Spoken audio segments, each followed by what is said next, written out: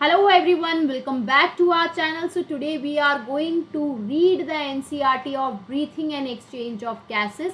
Apart from that, अगर आप आज का शेड्यूल फॉलो कर रहे हैं तो today is 9th of September. आपके टोटल 9 टारगेट्स जो हैं कंप्लीट हो चुके होंगे. So let's begin our breathing and exchange of gases. Daily target video जो है 9 PM पे आती है ताकि आप अगले दिन का टारगेट डिसाइड कर सकें. और डेली बायोलॉजी की जो वीडियो है जो मैं अपलोड करती हूँ that is eight morning 7 AM. ठीक है, तो फटाफट से शुरू करते हैं आज का नया chapter that is your breathing exchange of gases. अगर हम breathing and exchange of gases की बात करें तो ऑक्सीजन की ज़रूरत है हमें. तो ऑक्सीजन कौन यूज़ करता है? That they are utilise by the organism. हम लोग यूज़ करते हैं. कैसे यूज़ करते हैं? डायरेक्ट नहीं, indirectly break down of nutrient molecules. मतलब क्या करना होता है? इनडायरेक्टली ब्रेक डाउन होता है न्यूट्रिएंट के मॉलिक्यूल्स का. Indirectly break down of nutrient molecules ताकि performing for various activities. So whenever there is a indirectly break down of nutrient molecules like glucose, amino acid, ताकि उनसे एनर्जी मिल सके और उस एनर्जी को हम यूज़ करते हैं अपनी वेरियस एक्टिविटीज़ करने के लिए. नेक्स्ट, हम ऑक्सीजन का यूज़ करते हैं that is utilise by the organism, लेकिन साथ के साथ कार्बन डाइऑक्साइड भी रिलीज होती है that is also release during this above catalytic reaction. Next, इस वीडियो का जो breathing and exchange of gases का डिटेल लेक्चर है वो आपको एनसीईआरटी का नीचे मिल जाएगा. Just go through the lecture and I am telling you. शायद थोड़ा सा एक मिस प्रिंट और जल्दी में एक कुछ गड़बड़ हुई है, so sorry for that. Next, अगर हम बात करें तो ऑक्सीजन जो है वो क्या हमेशा चाहिए होती है सेल्स को? यस, लगातार ऑक्सीजन की रिक्वायरमेंट होती है. साथ के साथ कार्बन डाइऑक्साइड भी लगातार प्रोड्यूस होता है जो कि सेल्स प्रोड्यूस करती हैं और उस कार्बन डाइऑक्साइड को लगातार निकलना पड़ता है. ठीक है. नेक्स्ट, अगर हम बात करें so the process of exchange of oxygen from the atmosphere with the CO2 produces by the cell. मतलब जब हम ऑक्सीजन का एक्सचेंज करते हैं, ऑक्सीजन का लेन देन करते हैं किसके साथ? CO2 के साथ. ऑक्सीजन मिली एटमॉस्फेयर को और CO2 मिलती है हमें, सेल्स प्रोड्यूस करती है. तो उन दोनों को जब उनका लेन देन करते हैं, एक्सचेंज करते हैं, तो उसी को ब्रीदिंग कहते हैं और ब्रीदिंग के ही प्रोसेस को रेस्पिरेशन कहते हैं. चलिए फटाफट से एनसीईआरटी के आगे के पैराग्राफ की बात करते हैं. इस पैराग्राफ में जो है इतना ही इंपॉर्टेंट था. Next, move to the respiratory organ. क्या हर ऑर्गेनिज्म के रेस्पिरेटरी ऑर्गेनिज्म अलग अलग होते हैं या रेस्पिरेटरी ऑर्गन अलग अलग होते हैं? यस, अलग अलग ऑर्गेनिज्म के, अलग अलग एनिमल्स के अलग अलग रेस्पिरेटरी ऑर्गेनिज्म होते हैं जो कि किस पे डिपेंड करते हैं कि उनका हैबिटेट कैसा है, पानी में रह रहे हैं या टेरेस्ट्रियल हैं. ठीक है, एक्वाटिक है या टेरेस्ट्रियल है. अगर एक्वाटिक है तो उनके रेस्पिरेशन के लिए गिल्स की रिक्वायरमेंट होगी और अगर टेरेस्ट्रियल है, लैंड पे रह रहे हैं, तो there is a requirement for lungs. Next, what is a level of organisation? Level of organisation कैसे है? सेलुलर लेवल है, टिश्यू है, ऑर्गन सिस्टम है, एडवांस है, उसके हिसाब से. नेक्स्ट, अगर हम बात करते हैं लोअर इनवर्टिब्रेट्स की. लोअर इनवर्टिब्रेट्स किन्हें कहा जाता है? जैसे कि पॉरीफेरा, सीलेंट्रेटा, टीनोफोरा और फ्लैटियस. ठीक है, ये सारे के सारे जैसे स्पंजेस, सीलेंट्रेटा, प्लेटफॉर्म, ये सारे के सारे ऑक्सीजन को एक्सचेंज करते हैं CO2 के साथ with the help of simple diffusion process by their body surface. मतलब बॉडी सरफेस से ही इनका एक्सचेंज हो जाता है. और कौन से प्रोसेस से? सिंपल डिफ्यूजन से. नेक्स्ट, अगर हम बात करें अर्थवॉर्म की, तो अर्थवॉर्म किसके अंदर आते हैं? That is come under the Annelida. तो उनके लिए रिक्वायरमेंट होती है माइस क्यूटिकल की. उसके अलावा अगर हम इंसेक्ट की बात करें तो इंसेक्ट जो आते हैं वो आपके आते हैं ऑर्थोपोडा के अंदर. तो उसके लिए रिक्वायरमेंट होती है नेटवर्क ऑफ ट्यूब्स या ट्रैकियल ट्यूब्स की, जहाँ पे एटमॉस्फेरिक एयर का ट्रांसपोर्ट होता है. उसके अलावा एक स्पेशल वेस्कुलराइज स्ट्रक्चर देखने को मिलेगा जिसे हम गिल्स कहते हैं. और गिल्स की रिक्वायरमेंट कौन करता है? Aquatic arthropods. ऐसे ऑर्थोपोड्स भी जो एक्वाटिक ऑर्थोपोड्स हो, साथ के साथ मॉलस्क भी. ठीक है. नेक्स्ट, अगर हम बात करें vascularised bag like call structure called lungs, तो उनका यूज करते हैं that they are terrestrial form for their gaseous exchange. अगर हम वर्टिब्रेट्स की बात करें तो let us talk about vertebrates. तो मछलियां जो हैं दैट इज फिशेस जो हैं वो गिल्स को यूज करती हैं for their respiration, whereas reptile, birds और मैमल जो है वो लंग से रेस्पिरेशन करते हैं. अब बचे एम्फीबियन जो कि फ्रॉग वगैरह है, वो अपनी स्किन से भी करते हैं। नेक्स्ट, मैमल के पास वेल डेवलप्ड रेस्पिरेटरी सिस्टम आपको देखने को मिलेगा। Next, late us talk about, अब फटाफट से हम बात करते हैं ह्यूमन रेस्पिरेटरी सिस्टम की। तो ह्यूमन रेस्पिरेटरी सिस्टम में आपको किस किस की रिक्वायरमेंट है? That is a pair of nostrils, nostril के ये पेयर जो कि अपर लिप से ऊपर होते हैं, इनकी ओपनिंग कहाँ होती है? That is opening above the upper lip. Pair of nostril से फिर चलेगा आपका nasal passage, nasal passage, nasal passage के बाद चलेगा नेजल चैम्बर, नेजल चैम्बर के बाद चलेगा, नेजल चैम्बर के बाद चलेगा फेरिंग्स, जो कि कॉमन ओपनिंग होती है, यहाँ पे फूड भी जाता है और एयर भी जाती है। फेरिंग्स के बाद अगर हम बात करें तो ओपन होगी लैरिंग्स के अंदर, लैरिंग्स के अंदर जो कि साउंड बॉक्स होता है, और लैरिंग्स के बाद होगी ट्रैकिया के अंदर। नेक्स्ट, ट्रैकिया के बाद किसके अंदर होगी? अगर हम ट्रैकिया की बात करें तो ट्रैकिया जो है अपने 5th लेवल से डिवाइड होगा, 5वें लेवल से डिवाइड होगा, ठीक है। साथ के साथ एनसीईआरटी में लिखते जाओ, ये शॉर्ट फॉर्म में ट्रैकिया जो है अपने 5वें लेवल से जो है डिवाइड होना शुरू होगा, और पहले बनाएगा प्राइमरी ब्रोंकाई, ठीक है, उसके बाद बनाएगा सेकेंडरी ब्रोंकाई, फिर बनाएगा टर्शरी ब्रोंकाई,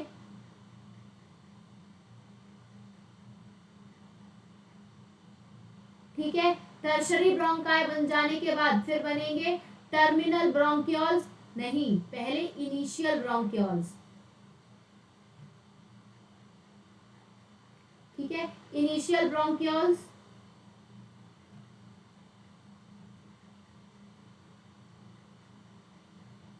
नेक्स्ट अगर हम बात करें इनिशियल के बाद बनेंगे टर्मिनल ब्रोंक्यूल्स, और यही टर्मिनल ब्रोंक्यूल्स जो है इनकी ओपनिंग किसकी होगी? That is lead to a alveolar duct and alveoli. So these are the passage, कैसे आपकी जो एयर है वो अंदर जाती है, फटाफट से हाईलाइट कर लेते हैं। That is a pair of external nostril जो कि अपर लिप से ओपनिंग होती है, उसके बाद नेजल पैसेज, नेजल पैसेज के बाद नेजल चैम्बर, फिर नेजल चैम्बर की ओपनिंग फेरिंग्स रीजन में जो कि कॉमन है, that is for food and air. NCERT का बहुत इंपॉर्टेंट लाइन है, बहुत बार नीट पे पूछी गई है। फेरिंग्स की ओपनिंग होगी लैरिंग्स रीजन में, और लैरिंग्स से ओपनिंग होगी ट्रैकिया रीजन में, ठीक है। अगर हम बात करते हैं लैरिंग्स की, तो लैरिंग्स जो है कार्टिलेजस बॉक्स है, ठीक है, साउंड प्रोडक्शन में हेल्प करता है, इसीलिए हम उसे साउंड बॉक्स भी कहते हैं। अगर हम बात करें ड्यूरिंग स्वॉलिंग, जब हम फूड स्वॉलो करते हैं उस टाइम पे ग्लॉटिस के ऊपर एक कवरिंग आ जाती है, किसके ऊपर कवरिंग आ जाती है? दैट इज ग्लॉटिस के ऊपर एक कवरिंग आ जाती है। कौन सी covering? Thin elastic cartilaginous flap की कवरिंग आ जाती है ग्लॉटिस के ऊपर, जिसे हम एपीग्लॉटिस कहते हैं। तो एपीग्लॉटिस क्या है? कवरिंग है, किसके ऊपर आती है? ग्लॉटिस के ऊपर, ताकि फूड की एंट्री जो है लैरिंग्स रीजन में ना हो। नेक्स्ट अगर हम बात करें, ट्रेकिया एक स्ट्रेट लंबी ट्यूब है मिड थोरासिक कैविटी जो कि 5th थोरासिक वर्टिब्रा से डिवाइड होती है, देखो मैंने लिखा हुआ है 5th लेवल। नेक्स्ट अगर हम बात करें, राइट और लेफ्ट ब्रोंकियाई में डिवाइड होगी, फिर उसके बाद सेकेंडरी ब्रोंकाई, टर्शरी ब्रोंकाई बनेंगे, शुरू के ब्रोंक्यूल्स बनेंगे, और फिर थिन टर्मिनल ब्रोंक्यूल्स बनेंगे। नेक्स्ट अगर हम बात करें तो ट्रैकिया से लेके, ठीक है, trachea, primary bronchi, secondary bronchi, tertiary bronchi और इनिशियल ब्रोंक्यूल्स तक, ठीक है, यही लिखा हुआ है, trachea, primary, secondary, tertiary bronchi, और शुरू के ब्रोंक्यूल्स की कवरिंग किससे होती है? एक इनकम्प्लीट कार्टिलेजिनस रिंग होती है। यहाँ पे आपको ऐसे करके रिंग्स देखने को मिलेंगी, इनकम्प्लीट कार्टिलेजिनस रिंग, ठीक है। नेक्स्ट अगर हम बात करें तो हर एक टर्मिनल ब्रोंक्यूल, मतलब इसकी बात हो रही है, हर एक टर्मिनल ब्रोंक्यूल से एक vascularise bag like structure produce होगा, जिसे हम एल्वियोलाई कहते हैं, ठीक है। नेक्स्ट अगर हम बात करें सो द ब्रांचिंग नेटवर्क, अगर हम बात करें तो जितने भी ये ब्रांचिंग नेटवर्क्स हैं ब्रोंकाई के, ब्रोंक्यूल्स के और एल्वियोलाई के, ये सब मिलके क्या बना देते हैं? लंग बना देते हैं। 2 लंग्स होते हैं, दोनों लंग्स की कवरिंग डबल मेम्ब्रेन प्लूरा से होती है, किससे होती है? डबल मेम्ब्रेन प्लूरा से होती है। उनके बीच में प्लूरल फ्लूइड भरा हुआ है, उस प्लूरल फ्लूइड का काम क्या होता है? लंग के सरफेस के फ्रिक्शन को रिड्यूस करना। किसको रिड्यूस करना? लंग सरफेस के फ्रिक्शन को रिड्यूस करना। सो this is about human respiratory system. ये था पूरा ह्यूमन रेस्पिरेटरी सिस्टम के बारे में। This is the diagram of NCERT, ये डायग्राम है जो कि आपको एनसीईआरटी में देखने को मिल जाएगा। नेक्स्ट अगर हम बात करें तो ये आपका है राइट, ये है आपका लेफ्ट, ठीक है।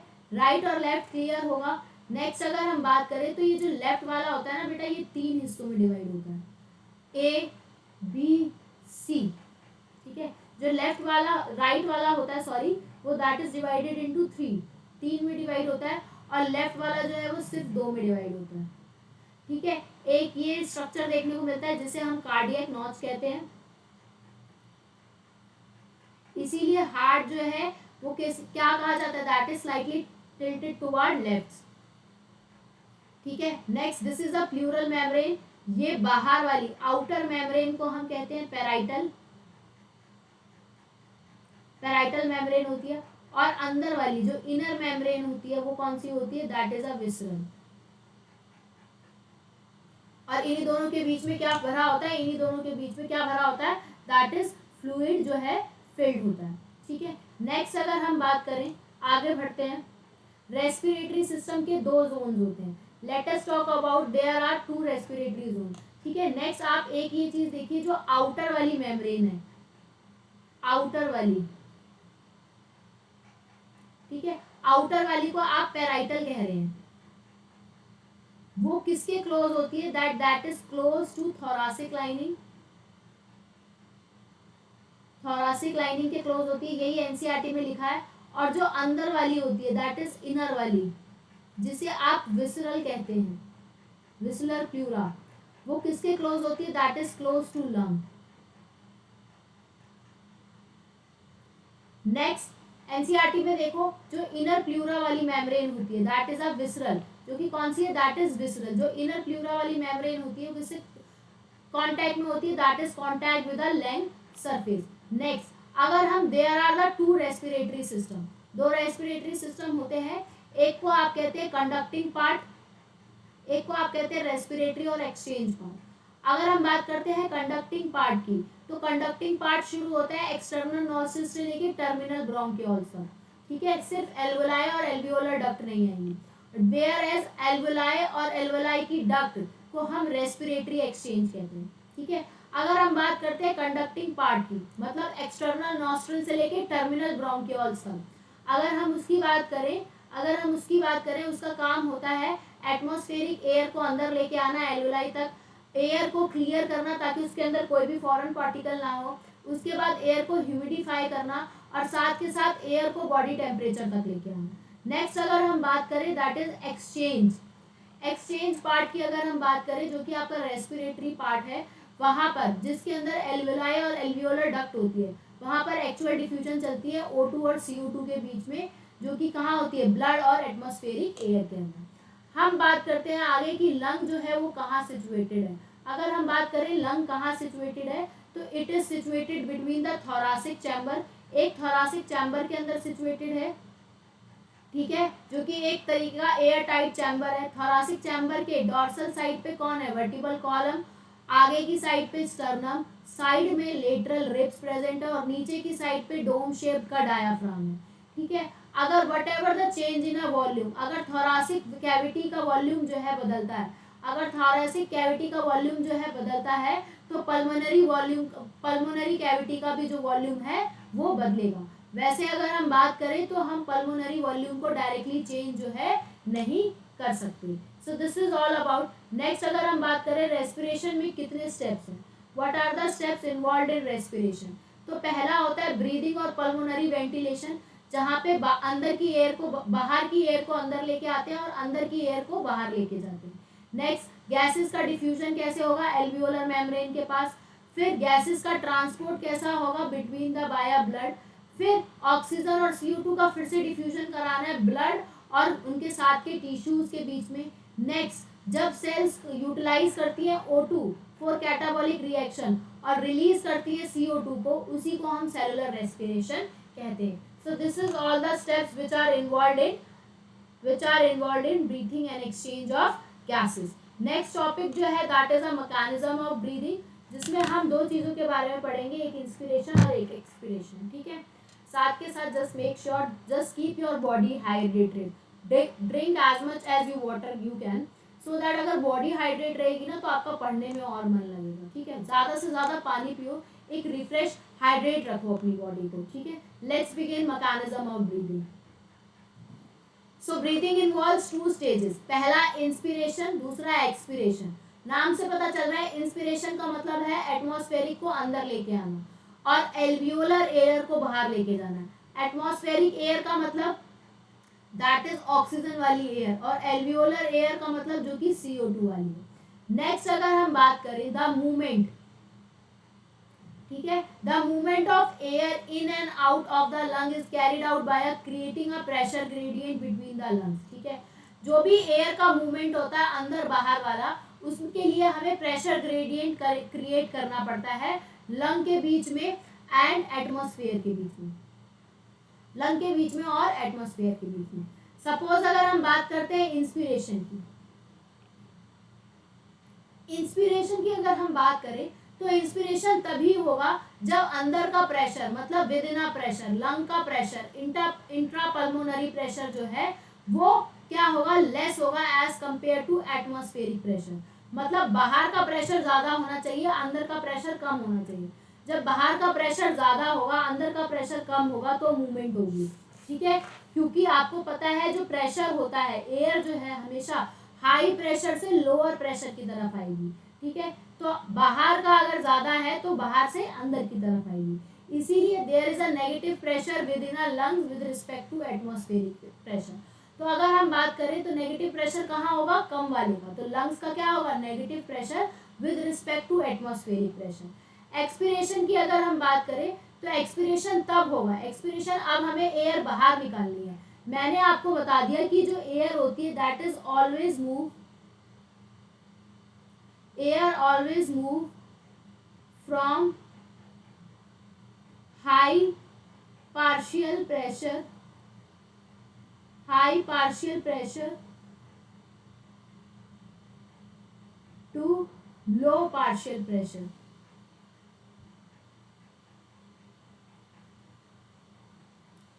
अब हमें एक्सपिरेशन करानी है, मतलब एयर को बाहर निकालना है, तो प्रेशर जो है किसका ज्यादा होना चाहिए, अब की बार प्रेशर जो है इंट्रा पल्मोनरी प्रेशर, लंग्स का प्रेशर जो है ज्यादा होना चाहिए as compare to atmospheric pressure. ठीक है, अब अगर हम बात करेंगे कि लंग का जो प्रेशर है दैट इज नेगेटिव और पॉजिटिव, अगर हम बात करें लंग का प्रेशर क्या है, तो लंग, ठीक है, लंग प्रेशर की अगर हम बात करें तो कैसा प्रेशर होगा, that is also a positive pressure.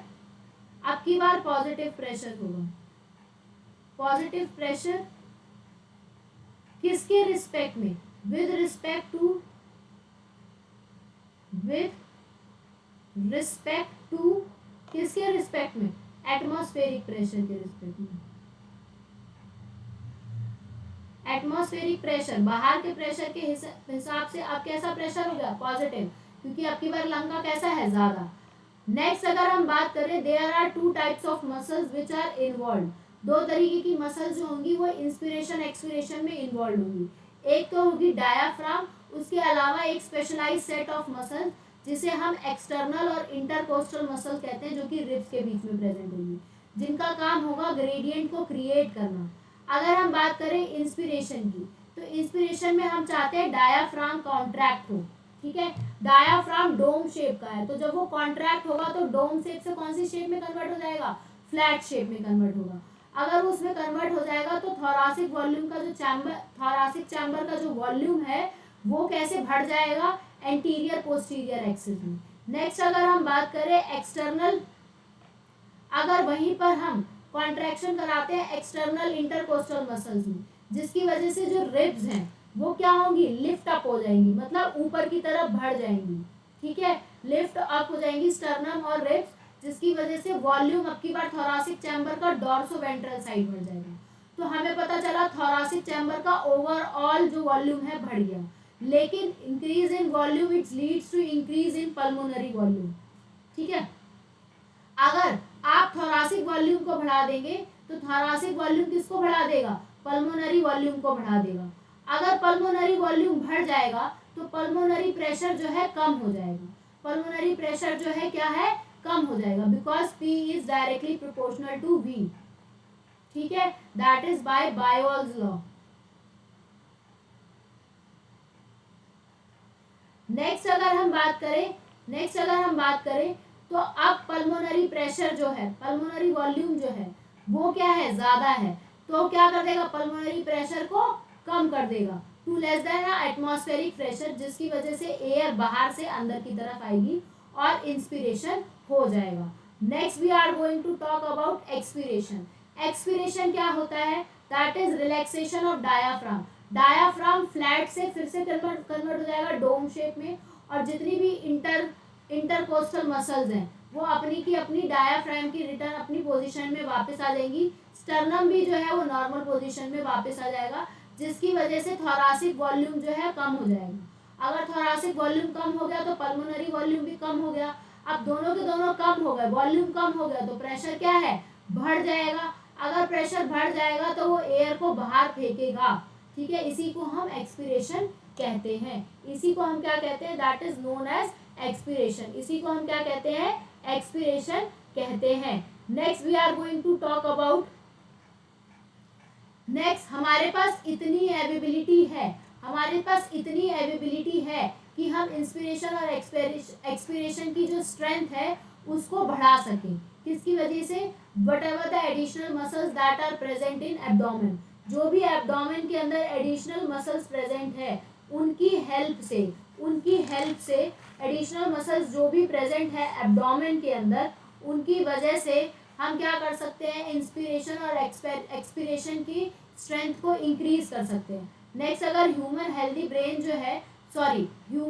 Breathe जो है कितने टाइम करता है, 12 to 16 टाइम करता है पर मिनट में। एक मिनट में 12 से 16 टाइम ब्रीथ करता है। Next, volume of air are involve in breathing movement. बहुत सारी वॉल्यूम ऑफ एयर की रिक्वायरमेंट होगी जो कि ब्रीदिंग के मूवमेंट में इन्वॉल्व होगी। They all are calculated by a device known as spirometer. किससे कैलकुलेट कर सकते हैं, स्पायरोमीटर से कर सकते हैं, ठीक है। Next we are going to discuss about respiratory volumes and respiratory capacities. So अगर हम बात करते हैं रेस्पिरेटरी वॉल्यूम्स एंड कैपेसिटीज की, तो सबसे पहला है that is a tidal volume.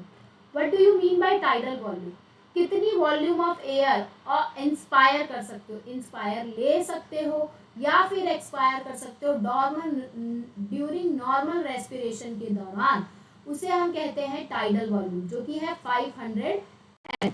एक हेल्दी मैन जो है कितना इंस्पायर और एक्सपायर कर सकता है, 6000 से 8000 ml ऑफ एयर पर मिनट, ठीक है। अगर हम हेल्दी मैन की बात करें so that is about 6000 to 8000। ये आया कैसे, 500 टाइडल वॉल्यूम थी कि कितनी वॉल्यूम ऑफ एयर इंस्पायर या एक्सपायर कर सकते हो, उसे मल्टीप्लाई कर दिया गया 12 या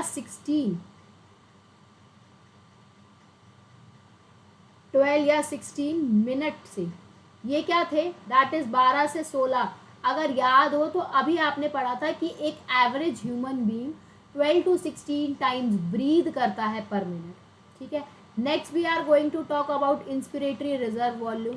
वो एडिशनल वॉल्यूम ऑफ एयर, वो ज़्यादा वॉल्यूम ऑफ एयर जो पर्सन इंस्पायर कर सकता है फोर्सफुल इंस्पिरेशन, ज़बरदस्ती इंस्पिरेशन करते टाइम कितना वॉल्यूम ऑफ एयर इंस्पायर कर सकता है, वो है दैट इज 2500 से 3000 ml।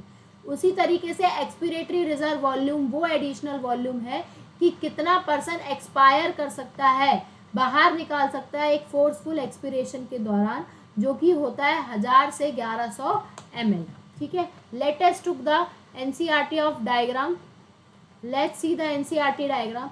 As you see in the NCERT, यहाँ पर एयर एंटर हो रही है, जब एयर एंटर होगी रिब्स और स्टर्नम जो है रेज हो जाएंगे, डायाफ्राम जो है कॉन्ट्रैक्ट हो जाएगा। कॉन्ट्रैक्ट का मतलब वो डोम शेप का पहले था, अब वो कन्वर्ट हो जाएगा फ्लैट शेप में। वॉल्यूम ऑफ थॉरेक्स इंक्रीज हो जाएगा, जिसकी वजह से पल्मोनरी वॉल्यूम जो है वो भी बढ़ जाएगा। पल्मोनरी वॉल्यूम बढ़ेगा तो जो पल्मोनरी प्रेशर है वो क्या हो जाएगा, डिक्रीज हो जाएगा। नेक्स्ट हम बात करते हैं ये एक्सपिरेशन वाले डायग्राम की। Let's see this diagram. अगर हम इस डायग्राम को ध्यान से देखें तो यहाँ पे वॉल्यूम ऑफ थॉरेक्स डिक्रीज हो रहा है, जब एयर बाहर निकल रही है, एयर जो है बाहर निकल रही है, थॉरेक्स डिक्रीज हो रहा है, तो जो जो कि आपका पल्मोनरी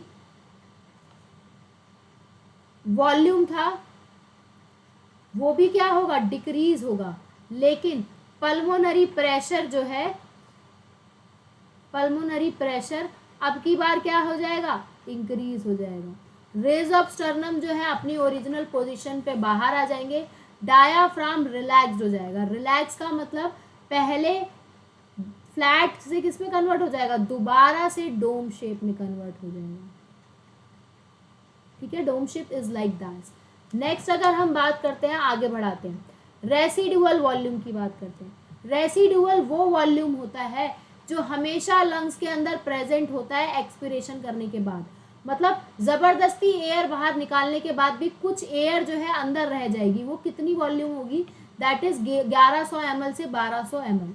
अब ये जितनी भी आपने चार चीजें पढ़ी, कौन कौन सी, टाइडल वॉल्यूम पढ़ी, इंस्पिरेटरी रिजर्व वॉल्यूम पढ़ा, सॉरी एक्सपिरेटरी रिजर्व वॉल्यूम पढ़ा, इंस्पिरेटरी रिजर्व वॉल्यूम पढ़ा और रेसिडुअल वॉल्यूम पढ़ा। ये सारे के सारे जो हैं describe above, one can drive various pulmonary capacities. ये पल्मोनरी कैपेसिटीज भी ड्राइव कर सकते हैं, ठीक है, जो कि यूज होती है क्लिनिकल डायग्नोसिस से, इन्हीं चार से। नेक्स्ट हम पहले बात करते हैं इंस्पिरेटरी कैपेसिटी की।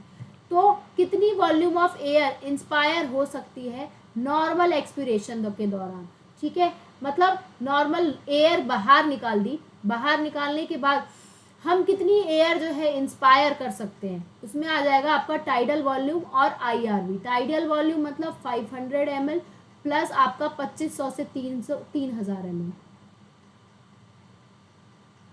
नेक्स्ट हम एक्सपिरेटरी कैपेसिटी की बात करें। एक्सपिरेटरी कैपेसिटी होती है कितनी वॉल्यूम ऑफ एयर बाहर निकल सकती है एक नॉर्मल इंस्पिरेशन के दौरान। नॉर्मल इंस्पायर किया और कितनी एयर बाहर निकल सकती है, तो टाइडल वॉल्यूम हो गया आपका 500 और एक्सपिरेटरी रिजर्व वॉल्यूम हो गया आपका, ठीक है। अगर हम एक्सपिरेटरी रिजर्व वॉल्यूम की बात करें तो वो हो गया आपका 1000 से 1100 ml। फंक्शनल रेसिडुअल कैपेसिटी क्या होती है, कितनी वॉल्यूम ऑफ एयर हमेशा लंग में रहेगी आफ्टर नॉर्मल एक्सपिरेशन। मतलब फोर्सफुली हो गया तो रेसिडुअल वॉल्यूम, नॉर्मल एक्सपिरेशन में आपका ERV और रेसिडुअल वॉल्यूम आ जाएगा। नेक्स्ट हम बात करते हैं वाइटल कैपेसिटी की। वाइटल कैपेसिटी होती है मैक्सिमम वॉल्यूम ऑफ एयर, कितनी ज़्यादा वॉल्यूम ऑफ एयर, कितनी maximum volume of air person inspire कर सकता है, अंदर ले सकता है फोर्स एक्सपिरेशन के दौरान, और कितनी वॉल्यूम ऑफ एयर पर्सन बाहर निकाल सकता है फोर्स इंस्पिरेशन के दौरान। मतलब जबरदस्ती एक्सपायर और इंस्पायर करने के बाद कितनी वॉल्यूम ऑफ एयर बाहर जा सकती है और अंदर आ सकती है, that is known as vital capacity.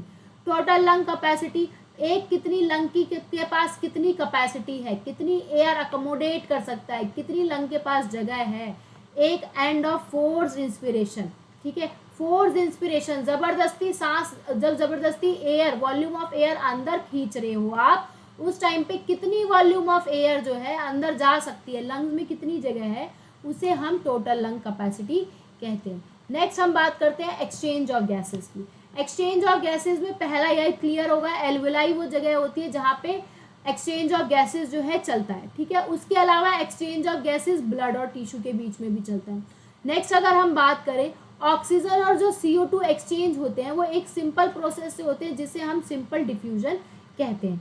Next अगर हम बात करें, ठीक है, ये जो सिंपल डिफ्यूजन वाला जो ऑक्सीजन और कार्बन डाइऑक्साइड का गैसियस एक्सचेंज है, किस पे डिपेंड करता है कि उसका प्रेशर या कंसंट्रेशन ग्रेडियंट क्या है।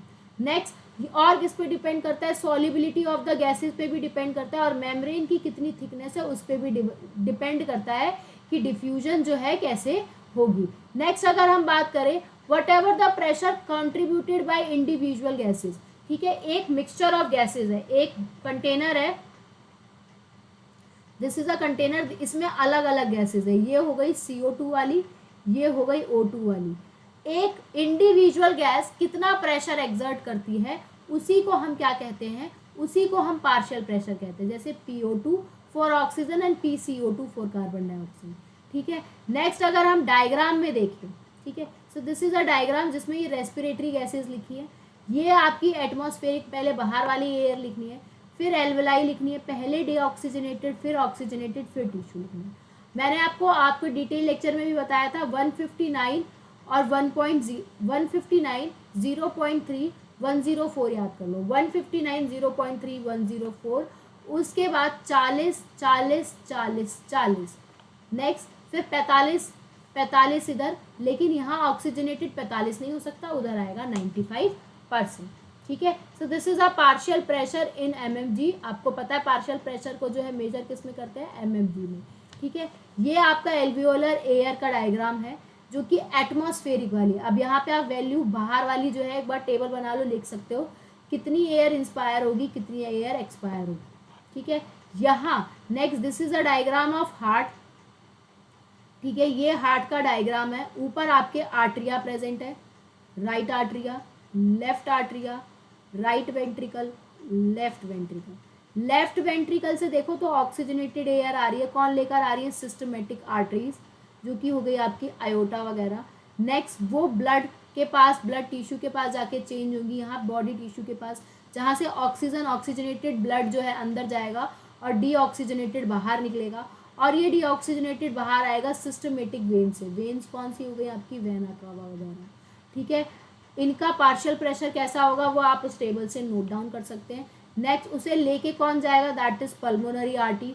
एल्वियोलर एयर मतलब यहाँ पे ये जो लंग्स की बात कर रहे हैं, यहाँ पे ये प्यूरिफाई होगा और फिर उसे दोबारा कौन लेके आएगा, that is a pulmonary vein.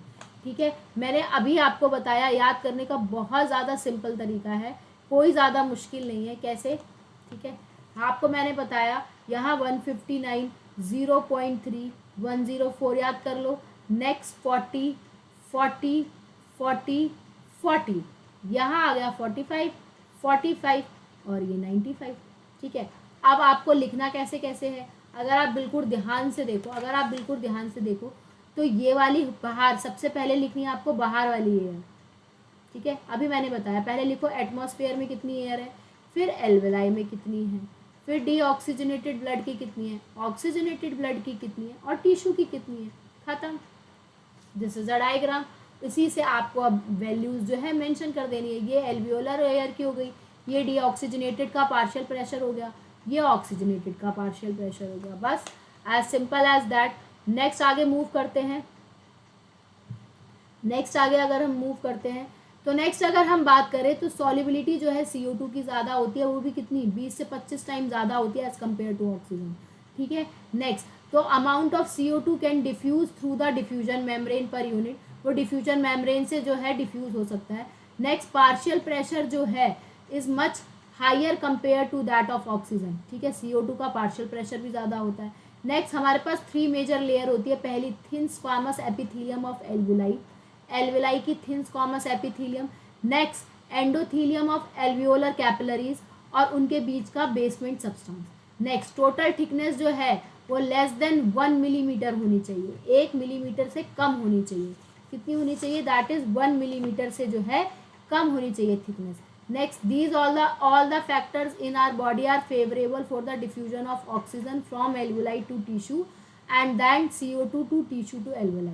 Next अब एक चीज़ ध्यान देखो, आपको एक दिमाग में बैठा लेना है, एल्वुलाई में जो है ऑक्सीजन का कंटेंट ज़्यादा होगा। नेक्स्ट आपके टिश्यू में जो है CO2 का कंटेंट ज़्यादा होगा। तो हमेशा एल्वुलाई में जो डिफ्यूजन होगी वो ऑक्सीजन से CO2 होगी और टिश्यू में CO2 से ऑक्सीजन होगी। क्लियर है, टिश्यू का याद रखो CO2, एल्वुलाई का याद करो O2। ठीक है, नेक्स्ट हम बात करते हैं, दिस इज अ डायग्राम, ये बेसमेंट सब्सटेंस है, ये एयर है। ठीक है, ये एल्वियोलर वाल है जो कि 1 सेल थिकनेस है। ठीक है, नेक्स्ट किसकी बनी है alveolar wall, that is a squamous epithelium. Next ये अगर हम बात करें ब्लड कैपिलरी की, ठीक है, तो ये वाली कौन सी बनी है, that is made up of thin squamous epithelium. ये भी सिंपल स्क्वामस एपिथेलियम की ही बनी है, लेकिन इसे ये ना कह के हम क्या कह देते हैं, दैट इज अ एंडोथेलियम, क्योंकि ये ब्लड वेसल की लाइनिंग है ना। ठीक है, सो दिस इज ऑल अबाउट। ठीक है, नेक्स्ट हम बात करते हैं ट्रांसपोर्ट ऑफ गैसेस की। ट्रांसपोर्ट ऑफ गैसेस, अगर हम बात करते हैं ट्रांसपोर्ट ऑफ गैसेस की तो हमें 2 तरीके के ट्रांसपोर्ट पढ़ने हैं। एक आपको पढ़ना है CO2 का ट्रांसपोर्ट कैसा हुआ, एक आपको पढ़ना है ऑक्सीजन का ट्रांसपोर्ट कैसा हुआ। अब हम बात करते हैं ब्लड ब्लड वो माध्यम है जो ऑक्सीजन और CO2 का ट्रांसपोर्ट कराएगा, ठीक है। ऑक्सीजन और CO2 का ट्रांसपोर्ट सिर्फ ब्लड करा सकते हैं।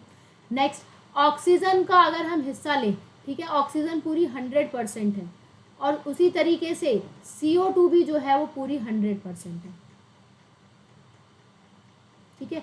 तो 100% में से कितनी ऑक्सीजन जो है, 100% में से जो कितनी ऑक्सीजन जो है, एक होगा 97% और 3%, इसे दो हिस्सों में डिवाइड किया है और CO2 को डिवाइड किया गया है, दैट इज 70-7 20 से 25, ठीक है। 97 जो है डायरेक्टली आरबीसी में प्रेजेंट होगी, आरबीसी से जाएगी और 3% जो है प्लाज्मा में घुल के जाएगी, ठीक है। उसी तरीके से अगर हम बात करें तो 70% CO2 जो है वो बाइकार्बोनेट की हेल्प से जाएगी, 7% जो है वो प्लाज्मा में घुल के जाएगी, प्लाज्मा में घुल जाएगी और 20 से 25% जो है वो आरबीसी के साथ जुड़ी होगी, ठीक है।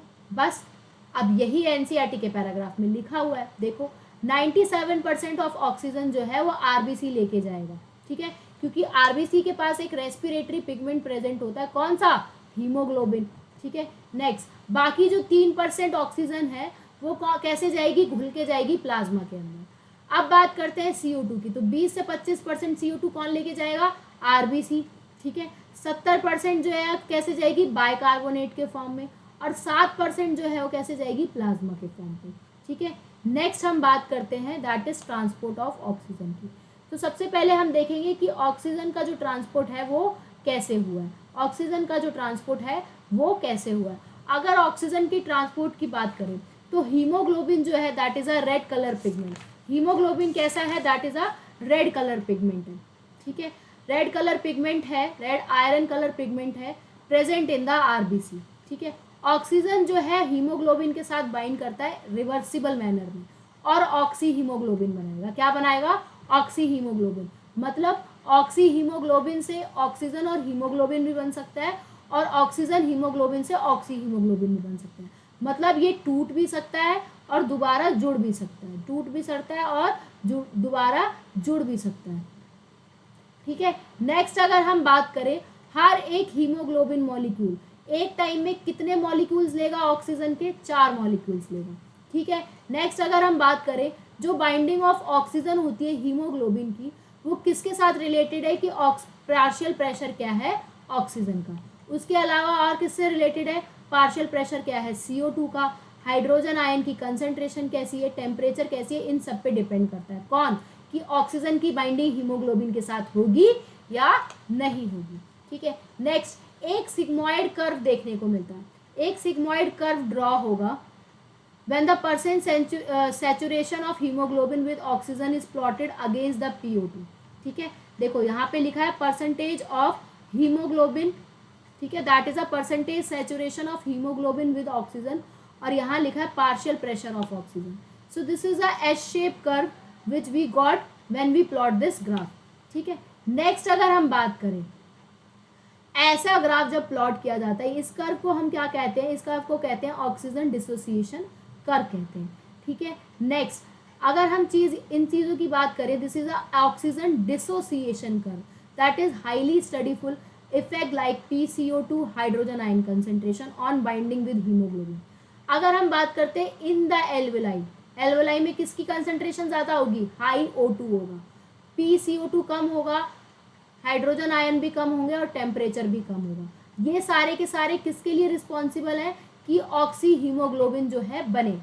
मैंने आपको बताया था कि एल्वेलाई के अंदर ऑक्सीजन कंटेंट ज़्यादा है, अगर ऑक्सीजन कंटेंट ज़्यादा है तो ऑक्सीजन जो है वो बाइंड करेगा हीमोग्लोबिन के साथ, ठीक है। बाकी सारे जो फैक्टर्स हैं वो सारे कम हो जाएंगे। वेयर अगर हम टिश्यू की बात करें तो टिश्यू में हाई POCO2 होगा, ठीक है, सिर्फ ऑक्सीजन लो होगा, बाकी सब हाई होंगे। और ये अगर टिश्यू में की बात करें तो टिश्यू में अगर पार्शियल प्रेशर कार्बन डाइऑक्साइड का ज़्यादा है तो वो ऑक्सीजन हीमोग्लोबिन के कर्व को तोड़ेगा, मतलब ये क्या करेगा, डिसोसिएशन करेगा, और ये क्या करेगा, ये एसोसिएशन करेगा, एक जोड़ेगा एक तोड़ेगा। एसोसिएशन जोड़ेगा कहाँ, एल्वेलाई में, तोड़ेगा कहाँ, टिश्यू में, ठीक है। Next, this clearly indicate oxygen get bound to the haemoglobin in the lung surface and get dissociated in tissue. इतना समझ में आ गया कि ऑक्सीजन जो है हीमोग्लोबिन के साथ लंग के सरफेस पे बाउंड होगा, मतलब एल्वुलाई में, और टूट कहाँ जाएगा, टिश्यू में टूट जाएगा। हर एक 100 ml ऑक्सीजनेटेड ब्लड में, ऑक्सीजनेटेड ब्लड में सिर्फ 5 ml ऑक्सीजन जो है टिश्यू को दी जाती है अंडर नॉर्मल फिजियोलॉजिकल कंडीशन। अगर नॉर्मल फिजियोलॉजिकल कंडीशन की बात करें, जिसमें कोई भी एक्सरसाइज वगैरह नहीं है या कोई भी बीमारी वगैरह नहीं है, उस टाइम पे सिर्फ 100 ml ऑफ ऑक्सीजन, मतलब अच्छा जो ऑक्सीजनेटेड ब्लड होता है, उस 100 ml में से सिर्फ 5 ml जो है वो टिश्यू को दी जाती है। ठीक है। नेक्स्ट, ये कर्व जो है वो ऐसे भी शिफ्ट हो सकता है और ये कर्व जो है ऐसे भी शिफ्ट हो सकता है।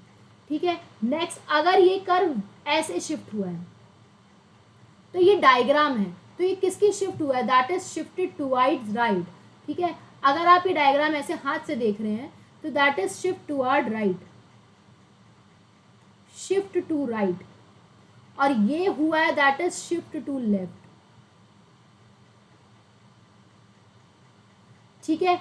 एक हुआ है शिफ्ट टू राइट, एक हुआ है शिफ्ट टू लेफ्ट। अगर राइट शिफ्ट की बात करें, राइट शिफ्ट की बात करें तो ये होता है बोहर्स इफेक्ट, इसी को कहते हैं बोहर्स इफेक्ट। और लेफ्ट शिफ्ट को क्या कहते हैं, हाल्डेन इफेक्ट। लेफ्ट शिफ्ट को क्या कहते हैं, हाल्डेन इफेक्ट। ठीक है। एक है आपका बोहर्स इफेक्ट, एक हो गया आपका हाल्डेन इफेक्ट। अगर हम बात करें राइट को कब शिफ्ट होगा, हम देखते हैं राइट को कब शिफ्ट होगा। राइट को तब शिफ्ट होगा जब डिसोसिएशन होगा, डिसोसिएशन होगा। डिसोसिएशन का मतलब, डिसोसिएशन कहाँ होगा, टिश्यू में होगा। और लेफ्ट को कब शिफ्ट होगा, लेफ्ट को तब शिफ्ट होगा जब एसोसिएशन होगा। आई थिंक डिटेल लेक्चर में मैंने यहाँ एसोसिएशन और डिसोसिएशन में गड़बड़ की है, यहाँ पे मैं एग्जैक्ट बता रही हूँ। लेफ्ट में एसोसिएशन होगा, मतलब जुड़ेगा, तो मतलब जुड़ना कहाँ होगा, एल्वुलाई में। एल्वुलाई का मतलब पी ऑक्सीजन ज़्यादा। डिसोसिएशन कहाँ होगा, टिश्यू में। राइट कब शिफ्ट होगा, टिश्यू में, जब ज़्यादा रिक्वायरमेंट है टिश्यू को, जब टिश्यू चाहता है कि उसे 5 ml से ज़्यादा ऑक्सीजन चाहिए, एक्सरसाइज है, बीमार है, जब टिश्यू ज़्यादा काम कर रहा है, उसे ज़्यादा ऑक्सीजन चाहिए, तो ये कर्व जो है वो राइट की तरफ शिफ्ट हो जाएगा। ठीक है, जिसे हम बोहर्स इफेक्ट कहते हैं, क्योंकि ये बोहर साहब ने देखा था। ठीक है। ये टिश्यू में होगा उस टाइम पे PCO2 ज़्यादा है और P ऑक्सीजन जो है कम है।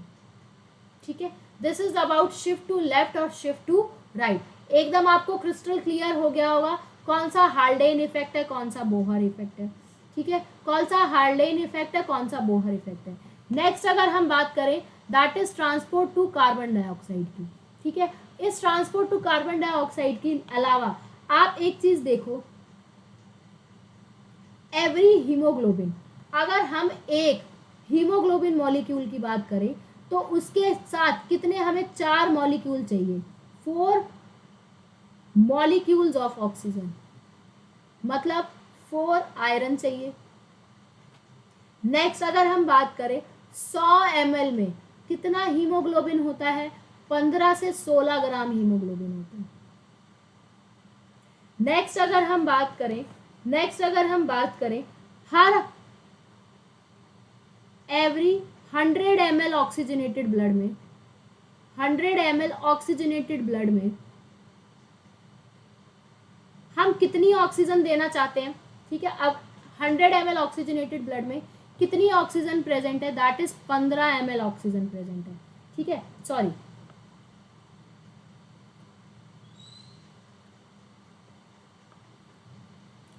अगर हम बात करें every 100 ml oxygen oxygenated blood में, जो अच्छा ब्लड है उसमें कितनी ऑक्सीजन प्रेजेंट है, that is 20 ml of oxygen present है। कितनी है प्रेजेंट है, 20 ml ऑफ ऑक्सीजन।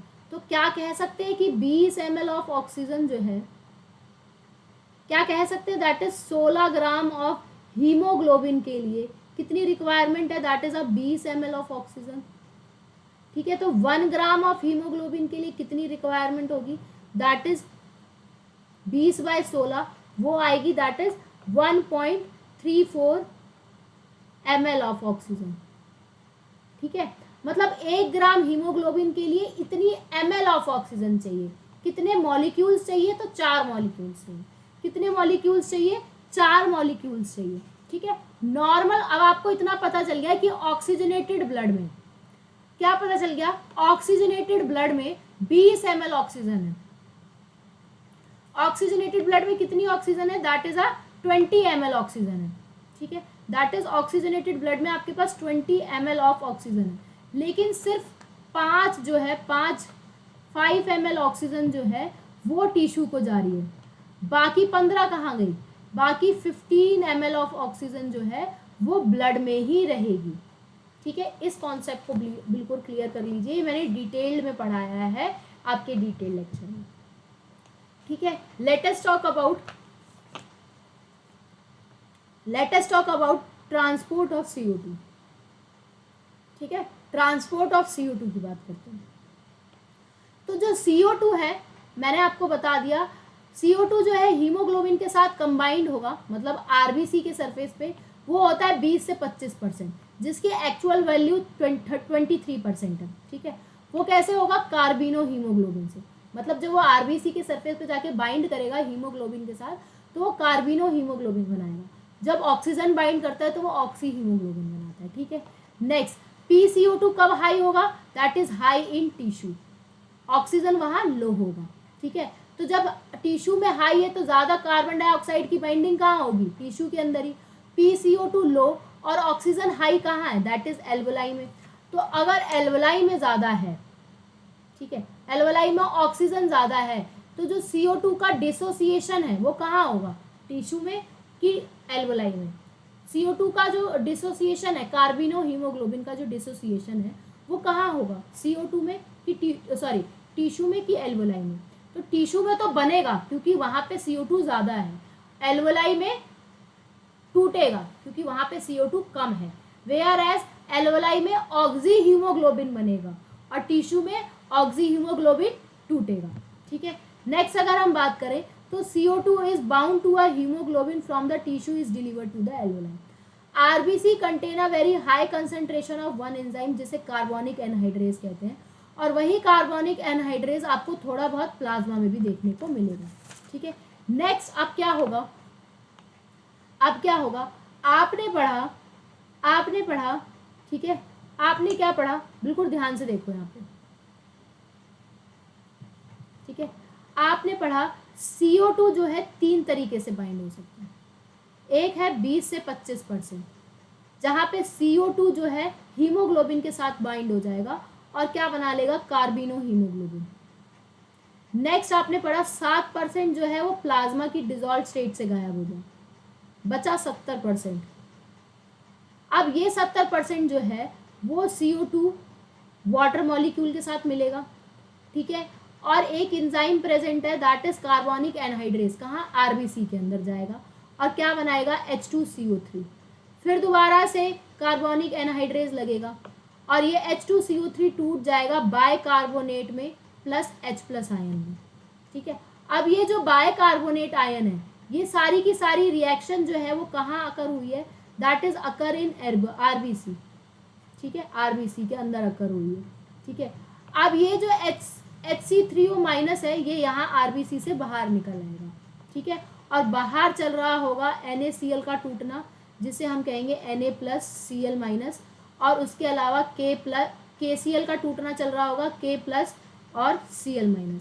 तो ये जो HCO3 है ये जाके कंबाइन हो जाएगा, ये जो आपका HCO3 बना है ना, ये HCO3 बाहर निकलेगा और कंबाइन हो जाएगा सोडियम के साथ और बना लेगा सोडियम बाइकार्बोनेट, और या फिर पोटेशियम के साथ तो पोटेशियम बाइकार्बोनेट। यही हमने पढ़ा है कि जो CO2 है वो कैसे जा रहा है, 70% बाइकार्बोनेट की फॉर्म में, तो यहाँ से चला जाएगा 70% बाइकार्बोनेट की फॉर्म में।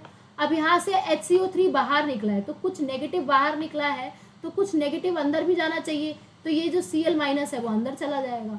अब जब ये Cl- अंदर चला जाता है इसी को हम कहते हैं क्लोराइड शिफ्ट, इसी को हम क्या कहते हैं, that is known as chloride shift, इसी को हम क्या कहते हैं, that is known as chloride shift. तो यही लिखा हुआ है, ये दैट इज अ रिएक्शन, ये जो वो रिएक्शन है जो कि RBC के अंदर होगी, ठीक है। यहाँ से जो आपका HCO3 है ये बाहर निकल जाएगा और क्लोरीन अंदर आ जाएगा, आयन प्लस माइनस आयन को बैलेंस करने के लिए। इसी को हम कह देंगे chloride shift, chloride shift. Next हम बात करें तो टिश्यू साइड पे CO2 का पार्शियल प्रेशर ज़्यादा होगा, ठीक है। तो CO2 ज़्यादा डिफ्यूज हो जाएगी ब्लड के अंदर, RBC और प्लाज्मा में, और बाइकार्बोनेट बना लेगी। एल्वियोलर साइड पे CO2 जो है कम है, तो ये रिएक्शन जो है उल्टी चलने लगेगी और कार्बिनोग्लोबिन जो है वो टूटने लगेगा और फिर से क्या बना लेगा, CO2 और वाटर, ठीक है। इस तरीके से जो CO2 है वो ट्रैप कर लेगा बाइकार्बोनेट की फॉर्म में एट द टिश्यू लेवल और ट्रांसपोर्ट होता रहेगा alveoli and release out as a CO2। हर 100 ml ऑफ डीऑक्सीजनेटेड ब्लड में कितनी, मतलब जो डीऑक्सीजनेटेड ब्लड, अगर 100 ml ऑफ डीऑक्सीजनेटेड ब्लड है तो CO2 कितनी जाती है, वो CO2 जाती है सिर्फ 4 ml। कितनी CO2 जाती है, 4 ml। Whereas oxygenated blood में कितनी ऑक्सीजन जाती है टिश्यू साइड पे, वो जाती है 5 ml, ठीक है। नेक्स्ट अगर हम बात करें that is a regulation of respiration. Late us talk about regulation of respiration. Regulation of respiration क्या होता है, सो ह्यूमन बीइंग के पास इतनी एबिलिटी होती है वो खुद अपना मेंटेन कर सके, मॉडरेट कर सके रेस्पिरेटरी रिदम सेंटर को, ठीक है, जो कि कहाँ, वो कौन करता है, that is done by a neural system, ठीक है। एक स्पेशलाइज सेंटर प्रेजेंट होता है मेडुला रीजन में जिसे हम कहते हैं रेस्पिरेटरी रिदम सेंटर, जो कि रिस्पॉन्सिबल होता है ये रेगुलेशन करने के लिए। उसके अलावा दूसरा सेंटर प्रेजेंट होता है पॉन्स रीजन में जिसे हम न्यूमैटिक सेंटर कहते हैं, जिसका काम होता है कि जो भी रेस्पिरेटरी रिदम सेंटर हैं उनके फंक्शंस को मॉडरेट करना, ठीक है। नेक्स्ट हम बात करते हैं न्यूरल सिग्नल जाते हैं फ्रॉम दिस सेंटर से और ये रिड्यूस कर देते हैं the duration of inspiration thereby altering the respiratory centre, ठीक है। तो न्यूरल सेंटर से न्यूरल सिग्नल गए इस सेंटर से और ये क्या करेंगे, इंस्पिरेशन की जो ड्यूरेशन है उसे कम कर देंगे और रेस्पिरेटरी रेट को ऑल्टर कर देंगे, ठीक है। उसके अलावा कीमोसिंथेटिक एरियाज भी प्रेजेंट होते हैं। ये कीमोसिंथेटिक एरियाज कहाँ प्रेजेंट होते हैं, ये रिदम सेंटर के एडजेसेंट साइड पे प्रेजेंट होते हैं। कहाँ प्रेजेंट होते हैं, कीमो सेंसिटिव एरिया जहाँ पे कीमो रिसेप्टर प्रेजेंट होते हैं, तो ये रिदम सेंटर के एडजेसेंट साइड पे प्रेजेंट होंगे जो कि हाईली सेंसिटिव होते हैं। किसके लिए, कार्बन डाइऑक्साइड के लिए और हाइड्रोजन आयन के लिए, ऑक्सीजन के लिए नहीं, CO2 के लिए और H+ आयन के लिए, ठीक है। अब जैसे ही इंक्रीज हो जाता है इन दीज सब्सटेंसेस, मतलब जैसे ही CO2 बढ़ जाएगा या हाइड्रोजन आयन बढ़ जाएगा तो ये क्या कर देगा, सेंटर को एक्टिवेट कर देगा। एक्टिवेट करने का मतलब स्विच ऑन कर देगा, जिसकी वजह से सिग्नल जाएगा रेस्पिरेटरी रिदम सेंटर पे जो कि कहाँ प्रेजेंट है, मेडुला रीजन पे, ठीक है, ताकि नेसेसरी एडजस्टमेंट जो है वो की जा सके। नेक्स्ट बाय दी जो भी सब्सटेंस है that could be eliminated. Apart from that जो भी रिसेप्टर एसोसिएटेड है आयोटिक आर्क से, ठीक है, what ever the receptor present in aortic arc और कैरोटिड आर्टरी, दोनों कैरोटिड आर्टरी में और आयोटिक आर्क में रिसेप्टर प्रेजेंट होंगे, वो ये सारे चेंजेस को, what ever the changes occur in CO2 and H+ ion concentration, CO2 और H+ आयन कंसेंट्रेशन में ये जो भी चेंजेस हो रहे हैं उनको कौन रिकॉग्नाइज करेगा, वो रिकॉग्नाइज करेंगे जो आयोटिक आर्क और कैरोटिड आर्टरी के रिसेप्टर्स होंगे, ठीक है। आयोटिक आर्क और कैरोटिड आर्टरी के जो रिसेप्टर्स होंगे वहाँ वो प्रेजेंट हैं, वो रिकॉग्नाइज करेंगे CO2 और H+ आयन की कंसेंट्रेशन को और what ever the signal message necessary message है वो भेज देंगे कहाँ पे, रिदम सेंटर पे, जो कि कहाँ प्रेजेंट है, आपके मेडुला रीजन पे। And the role of oxygen in this regulation of respiratory rhythm is quite insufficient, मतलब यहाँ पे ऑक्सीजन का रोल नहीं है, सिर्फ खाली CO2 का और H+ आयन का रोल है। Next we are going to discuss about what are the disorder of respiratory system. तो 3 डिसऑर्डर हैं जो कि हमें पढ़ने हैं, एक एम्फाइसेमा, अस्थमा और ऑक्यूपेशनल रेस्पिरेटरी डिसऑर्डर। तो सबसे पहले देखते हैं that is asthma. Asthma that is difficulty in breathing problems हो जाती है, सांस लेने में दिक्कत होती है, जिसकी वजह से एक वीजिंग साउंड देखने को मिलता है, ठीक है, एक वीजिंग जैसी साउंड आती है due to inflammation of bronchi and bronchioles, क्योंकि ब्रोंकाई और ब्रोंक्योल्स में क्या हो जाती है, इन्फ्लेमेशन हो जाती है, रेडिसनेस आ जाएगी, स्वेलिंग आ जाएगी, जिसकी वजह से सांस लेते टाइम डिफिकल्टी होती है और एक साउंड प्रोड्यूस होती है जिसे वीजिंग साउंड कहते हैं।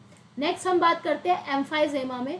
तो it is a chronic disorder, काफ़ी लंबा डिसऑर्डर है क्रॉनिक, जिसमें एल्वियोलर की जो वॉल्स हैं वो डैमेज हो जाती है, ठीक है। जो एल्वेलाई है उसकी वॉल्स डैमेज हो जाती हैं, जिसकी वजह से अगर उसकी वॉल डैमेज हो जाएंगी तो रेस्पिरेटरी सरफेस जो है डिक्रीज हो जाएगा, और ये ज़्यादातर किसकी वजह से होता है, that is due to cigarette smoking.